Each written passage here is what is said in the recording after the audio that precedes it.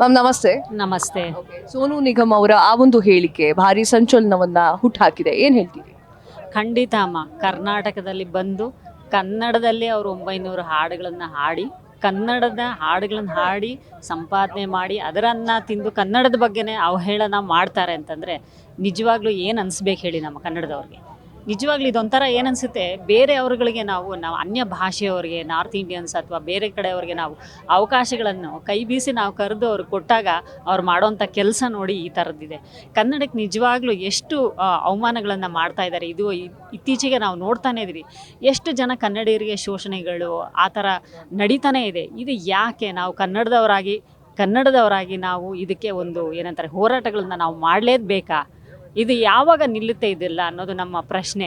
ನಿಜವಾಗ್ಲೂ ಹೇಳಬೇಕಂದ್ರೆ ಕರ್ನಾಟಕ ರಕ್ಷಣಾ ವೇದಿಕೆ ಈ ಥರ ಪ್ರತಿಯೊಂದು ಸಣ್ಣ ಸಣ್ಣ ವಿಷಯಕ್ಕೂ ನಾವು ಪ್ರತಿಭಟನೆಗಳನ್ನ ಮಾಡಿ ಅದಕ್ಕೆ ನಾವು ಸೊಲ್ಯೂಷನ್ನ ತೊಗೊಂಡು ಬರಬೇಕಾಗಿರೋಂಥ ಪರಿಸ್ಥಿತಿ ನಮ್ಮ ಕರ್ನಾಟಕಕ್ಕೆ ಬಂದಿದೆ ಅಂತಂದರೆ ನಿಜವಾಗ್ಲೂ ಬೇಜಾರಾಗುವಂಥ ವಿಷಯ. ಈಗ ಸೋನು ನಿಗಮ್ ಅವ್ರು ಸಾರಿ ಕೇಳಿದ್ರೆ ಎಲ್ಲ ಮುಗ್ದು ಹೋಗುತ್ತಾ?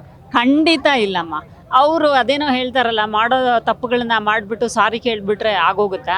ನಿಜವಾಗ್ಲೂ ಹೇಳಬೇಕಂತಂದರೆ ಇನ್ನು ಮುಂದಿನ ದಿನಗಳಲ್ಲಿ ಯಾವುದೇ ಕಾರಣಕ್ಕೂ ಅನ್ಯ ಭಾಷೆಯವರಿಗೆ ನಾವು ಕನ್ನಡ ಚಿತ್ರದಲ್ಲಿ ಹಾಡೋದಕ್ಕಾಗಲಿ ಆ್ಯಕ್ಟ್ ಮಾಡೋದಕ್ಕಾಗಲಿ ಖಂಡಿತ ನಾವು ಅವಕಾಶ ಕೊಡಲ್ಲ ಅಂತ ನಮ್ಮ ಏನಂತಾರೆ ಚಲನಚಿತ್ರ ಒಂದು ಸಂಸ್ಥೆಯವರು ಏನಿದ್ದಾರೆ ಅವರು ಕೂಡ ಎಲ್ಲ ಇಲ್ಲಿ ಬಂದು ಹೋರಾಟಕ್ಕೆ ನಿಂತಿದ್ದಾರೆ.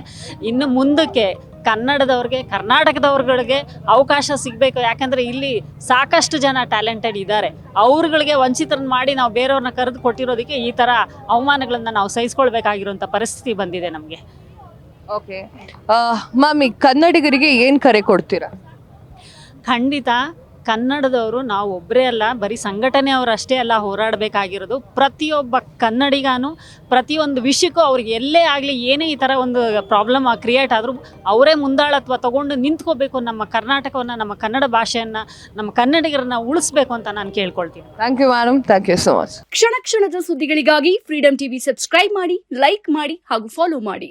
ಹೊಸ ಸುದ್ದಿಗಳ ನೋಟಿಫಿಕೇಶನ್ಗಾಗಿ ಬೆಲ್ ಐಕಾನ್ ಮೇಲೆ ಕ್ಲಿಕ್ ಮಾಡಿ.